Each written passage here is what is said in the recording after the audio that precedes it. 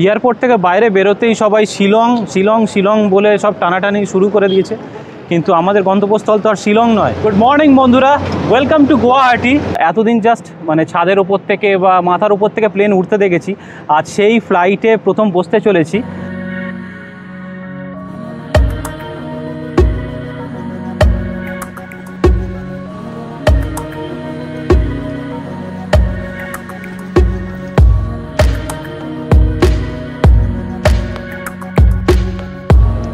তো টিকিট আমরা পেয়ে গেছি আর এখন সিকিউরিটি চেকিংয়ে যাচ্ছি। তো বন্ধুরা, আমাদের সিকিউরিটি চেকিং কমপ্লিট হয়ে গেছে। আর চেকিং বলতে কিন্তু আলাদা লেভেলের চেকিং, কি বেল্টও পর্যন্ত অ্যালাউ নয় এখানে। বেল্টটাও কিন্তু তোমাকে এই ট্রের মধ্যে খুলে রাখতে হবে।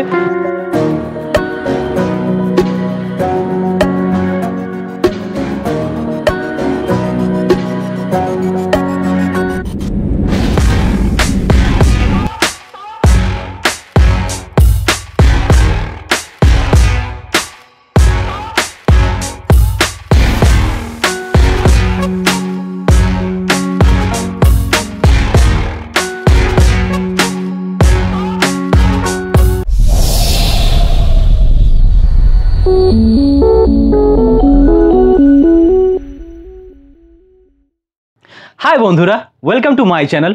আমি রাহুল আর তোমরা দেখছো আমার চ্যানেল রেমন রাহুল ব্লগস। তো আসতে চলেছে তোমাদের জন্য নতুন ভিডিও আর আমার জন্য কিন্তু নতুন জার্নি। কোথায় যাচ্ছি আমরা সেটা জানতে হলে অবশ্যই কিন্তু দেখতে হবে পুরো ভিডিওটা। আর আজকের জার্নি নিয়ে কিন্তু আমি ভীষণভাবে এক্সাইটেড, কারণ আজকে জীবনে প্রথমবার আমি বসতে চলেছি ফ্লাইটে। সত্যি কথা বলতে ফ্লাইটে কিন্তু কোনো এক্সপিরিয়েন্স নেই, সেটা এয়ারপোর্টে গেলেই জানতে পারবো কি খুঁটিনাটি যা নিয়মকানুন আছে সবটা। আর সব অভিজ্ঞতাটাই কিন্তু তোমাদের সঙ্গে শেয়ার করে নেবো আমি।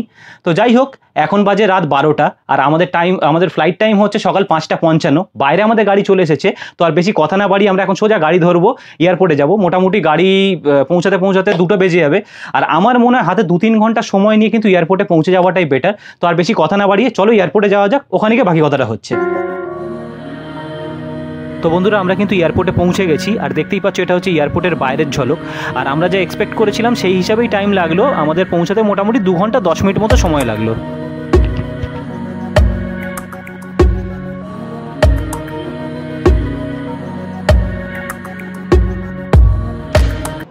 সো হে বন্ধুরা, আমরা এয়ারপোর্টে চলে এসেছি আর এখন বাজে হচ্ছে রাত 2:25 আর আমাদের ফ্লাইট টাইম হচ্ছে সকাল 5:55-তে। তো আমার মনে হয় যে 2 ঘন্টা হাতে রেখে এয়ারপোর্টে পৌঁছে যাওয়াটাই বেটার। আর সত্যি কথা বলতে মনের মধ্যে একটা অজানা কেমন একটা ফিলিংস আসছে, সেটা হয়তো আমি তোমাদের বলে বোঝাতে পারবো না। তার কারণটা হলো যে এতদিন ছাদে বসে বা মাঠে বসে আকাশ থেকে মানে প্লেন উড়তে দেখেছি, তো আজ সেই ফ্লাইটেই প্রথম বসতে চলেছি। সত্যি কথা বলতে যে যারা হয়তো মনে করো ডেলি বা মাঝের মধ্যেই ফ্লাইট চড়ে তারা হয়তো এই ফিলিংসটা বুঝবে না, বাট প্রথম যারা ফ্লাইটে বসতে যাচ্ছে তো তারা আশা করি আমার মানে ফিলিংসটা বুঝতে পারবে। তো সেই ফিলিংসটাই আসছে মনে। জানি না সেটা ভয় বা একটা কী, সেটা আমি বলে তোমাদের হয়তো বোঝাতে পারবো না। তো ঠিক আছে, আর সত্যি কথা বলতে এখানের আমি সিস্টেমটাও খুব একটা ভালো করে জানি না। তো ভিডিওটা পুরো দেখতে থাকো, আমি সিস্টেমটা নিজেও জানবো আর সাথে তোমাদেরও জানাবো। তো ভিডিওটা পুরো দেখতে থাকো। আর এয়ারপোর্টের বাইরেই কিন্তু এরকম ডিসপ্লে লাগানো থাকে, যেটাই কিন্তু তোমরা নিজেদের ফ্লাইটের স্ট্যাটাস চেক করতে পারবে।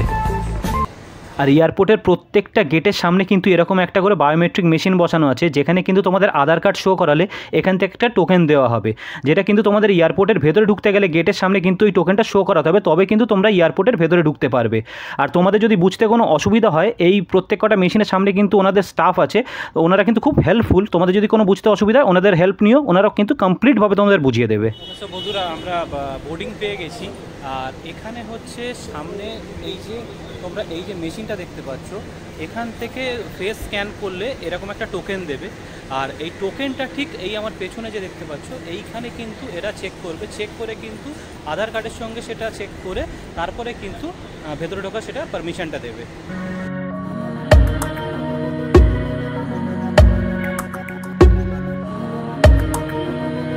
তো বন্ধুরা, আমরা এয়ারপোর্টের ভেতরে চলে এসেছি আর এয়ারপোর্টের ভেতরে জাস্ট গেট থেকে ঢুকলেই কিন্তু তোমরা সামনে এরকম বোর্ড পেয়ে যাবে, যেখানে কিন্তু তোমাদের ফ্লাইটের নানান তথ্য সংক্রান্ত কিন্তু এখান থেকে পেয়ে যাবে। এটা হচ্ছে স্পাইসজেটের কাউন্টার। তোমাদের যাদের স্পাইসজেটের ফ্লাইট থাকবে তারা কিন্তু এই কাউন্টার এসে নিজের লাগেজ কিন্তু এখান থেকে চেক করাতে হবে। আর এটা হচ্ছে ইন্ডিগোর কাউন্টার, যাদের ইন্ডিগোর ফ্লাইট থাকবে তারা কিন্তু এই কাউন্টার এসে নিজের লাগেজ চেক করাবে। বন্ধুরা, একবার এয়ারপোর্টে ঢুকে গেলে কিন্তু কাজ কিছুই নেই, শুধু অপেক্ষা করা ছাড়া। এখন বাজে হচ্ছে 3:47 আর আমাদের ফ্লাইট টাইম হচ্ছে কিন্তু ভোর 5:55-তে। তো আমি জাস্ট এখন অপেক্ষা করে যাচ্ছি। আর এক্সাইটমেন্টটা কিন্তু যত টাইম যাচ্ছে তত কিন্তু এক্সাইটমেন্ট বাড়তে থাকছে, কারণ বুঝতেই পারছো প্রথম ফ্লাইটে উঠবো, তো কখন সেই টাইমটা আসবে সেই অপেক্ষাতেই কিন্তু জাস্ট আমি অপেক্ষা করছি। আর তোমরা যারা এয়ারপোর্টের ভেতরে এসে কোনো খাবার কিনে খেতে চাও তাহলে কিন্তু এরকম নানান কাউন্টার আছে, তোমরা কিন্তু এখান থেকে কিনে খেতে পারো। কিন্তু বন্ধুরা আমার পার্সোনালি এখানের দামটা কিন্তু একটু বেশি মনে হয়েছে, জানি না তোমাদের কি মতামত, কিন্তু আমি পার্সোনালি ফিল করলাম যে এইখানের কাউন্টারের দাম কিন্তু অন্যান্য দোকানের তুলনায় কিন্তু অনেকটাই বেশি। তো বন্ধুরা তোমাদের যার যেটা কাউন্টার হবে সেই কাউন্টারে কিন্তু নিজেদের এই বড় ট্রলি ব্যাগ কিন্তু জমা করে দিতে হবে, যার ওজন কিন্তু 15 কেজির মধ্যে হতে হবে। তো আমি এখানে নিজের ট্রলি ব্যাগ কিন্তু জমা করে দিয়েছি। আর এই কাউন্টারে কিন্তু নিজের আধার কার্ড শো করাতে হবে, শো করালে কিন্তু এখান থেকে টিকিট দেওয়া হবে। তো আমি নিজের টিকিটটা কিন্তু এখান থেকে কালেক্ট করে নিচ্ছি। সো টিকিট আমরা পেয়ে গেছি, আর এখন সিকিউরিটি চেকিংয়ে যাচ্ছি। ওখানে যেহেতু ভিডিও অ্যালাউ নেই তাই ভিডিও করছিও না। তো চলো চেকিংটা করে তারপরে কথা বলছি। তো বন্ধুরা আমাদের সিকিউরিটি চেকিং কিন্তু কমপ্লিট হয়ে গেছে। বড় যেটা ট্রলি, যেটার ওজন তোমার 15 কেজির মধ্যে হতে হবে, সেটা কিন্তু আমাদের বাইরে জমা নিয়ে নিয়েছে। আর যেটা পিঠের ব্যাগ, যেটা 7 কেজির মধ্যে হতে হবে, সেটা কিন্তু আমাদের অ্যালাউ করেছে। আর চেকিং বলতে কিন্তু আলাদা লেভেলের চেকিং বস। এখানে কিন্তু তোমাদের এরকম ফার্স্ট একটা ট্রে দেওয়া হবে, যার মধ্যে কিন্তু তোমাদের পিঠের ব্যাগ বলো, মোবাইল অ্যাক্সেসরিজ, ইলেকট্রনিক সব জিনিস কিন্তু ট্রেতে আলাদা করে বাইরে বের করে রাখতে হবে। আর তোমার হচ্ছে হ্যান্ড পার্স, তোমার হচ্ছে পিঠের ব্যাগটা কিন্তু সব আলাদা আলাদা ট্রেতে করে কিন্তু স্ক্যানারের মাধ্যমে কিন্তু এখানে চেক হবে। তারপরে কিন্তু তোমাকে শুধু আলাদা করে চেক করবে। এমনকি বেল্টও পর্যন্ত অ্যালাউ নয় এখানে, বেল্টটাও কিন্তু তোমাকে এই ট্রের মধ্যে খুলে রাখতে হবে। তো চেকিং মানে বুঝতে পারছো আলাদা লেভেলের চেকিং একদম পুরো।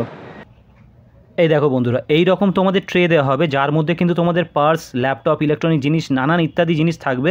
সিকিউরিটি চেকিং হয়ে যাওয়ার পরে কিন্তু এইভাবে তোমাদের নিজেদের জিনিসগুলো কালেক্ট করতে হবে। তো বন্ধুরা তোমরা যে এই ফুড টার্মিনালটা দেখতে পাচ্ছ, এই ফুড টার্মিনালে এসে মাত্র 2 টাকা দিয়ে তোমরা এখানে খাবার খেতে পারো, সেটাও কিন্তু আনলিমিটেড। কিন্তু কিভাবে? তো চলো তোমাদের এবারে বলি যে কিভাবে তোমরা মাত্র 2 টাকায় এয়ারপোর্ট লাউঞ্জের এই ফুড টার্মিনালে এসে আনলিমিটেড খাবার খেতে পারবে। দেখো, কিছু সিলেক্টেড ক্রেডিট কার্ডে এয়ারপোর্ট লাউঞ্জ অ্যাক্সেস থাকে, সেই ক্রেডিট কার্ড এখানে লাউঞ্জে শো করাতে হবে। হ্যাঁ, অবশ্যই ক্রেডিট কার্ড নিজের নামে হতে হবে, আর ক্রেডিট কার্ড যে নামে থাকবে বোর্ডিং পাসও কিন্তু সেই নামে থাকতে হবে। তবেই কিন্তু তোমরা এখানে এসে মাত্র 2 টাকায় আনলিমিটেড ফুড খেতে পারো এবং রেস্টও নিতে পারো এখানে। তবে হ্যাঁ, কিছু কিছু কার্ডের ক্ষেত্রে কিন্তু 25 টাকাও নেওয়া হয়, সেটা কার্ড টু কার্ড ভ্যারি করে। লাইফে ফার্স্ট টাইম এত কাছ থেকে প্লেন দেখছি, ভেতরে যে কী এক্সাইটমেন্ট লাগছে সেটা তোমাদের আমি বলে বোঝাতে পারবো না। আর এটাই হয়তো আমাদের প্লেন, কিন্তু এখানে আমাদের নিয়ে যাবে কীভাবে সেটা আমি জানি না, হয়তো এই রাস্তা ধরে হয়তো নিয়ে যাবে। আর তোমাদের যাদের দূরে প্লেন দেবে, মনে করো একটু মাঝে মাঝে অনেক দূরেও দেয়, তাদের জন্য কিন্তু এরকম বাসের ব্যবস্থা করা থাকবে, তাদের এই বাসে করে কিন্তু প্লেন পর্যন্ত নিয়ে যাওয়া হয়। এখন আমাদের কিভাবে নিয়ে যায় সেটাই দেখার। না বন্ধুরা, আমাদের বাসে করে যেতে হয়নি, আমাদের কিন্তু এর ভেতর থেকেই কিন্তু নিয়ে যাচ্ছে প্লেন পর্যন্ত। আর এখানে ফাইনাল তোমাদের বোর্ডিং পাসটা কিন্তু একবার চেক করা হবে, করার পরেই কিন্তু ডাইরেক্ট তোমরা এন্টার করবে একদম ফ্লাইটে।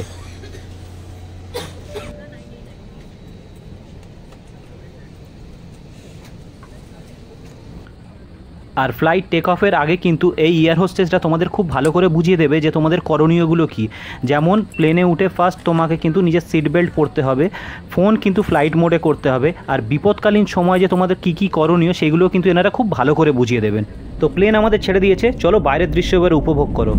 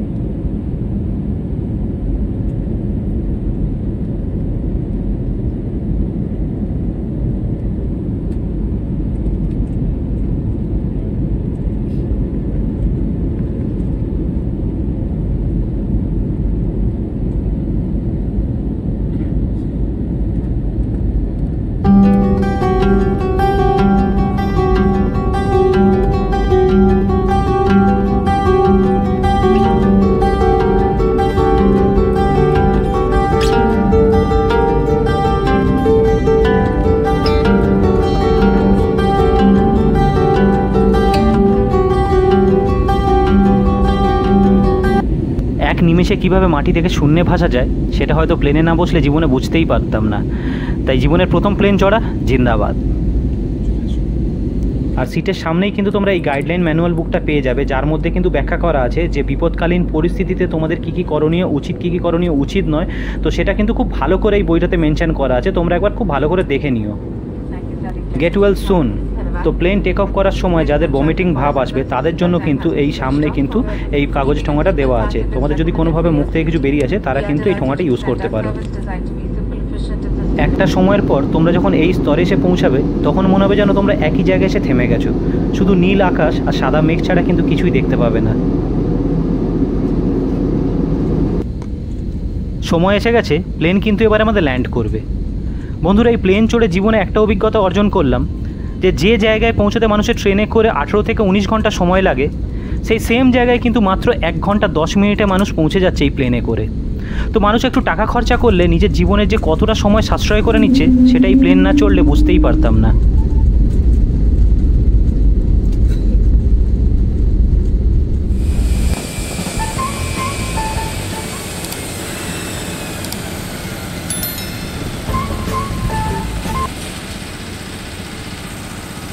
গুড মর্নিং বন্ধুরা, ওয়েলকাম টু গুয়াহাটি।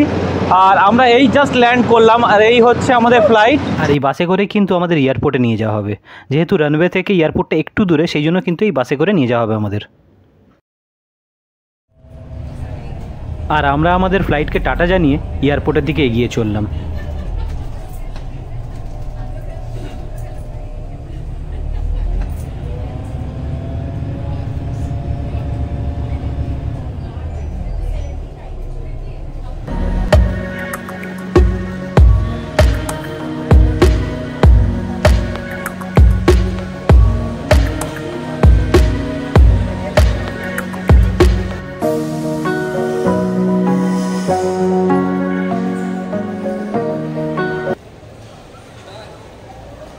আর এখন আমি আমার ট্রলি ব্যাগের জন্য ওয়েট করছি। এই রকম লাইন বাই লাইন কিন্তু সবার ট্রলি আসবে, তো তাই আমি দাঁড়িয়ে অপেক্ষা করছি।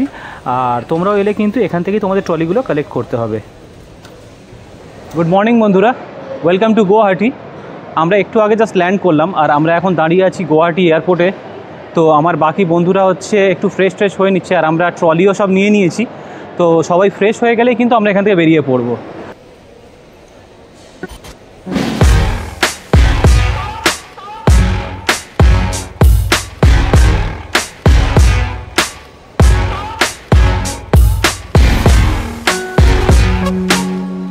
তো এখন তোমাদের আমি বলবো যে আমার ফার্স্ট ফ্লাইটের এক্সপিরিয়েন্স কেমন রইলো।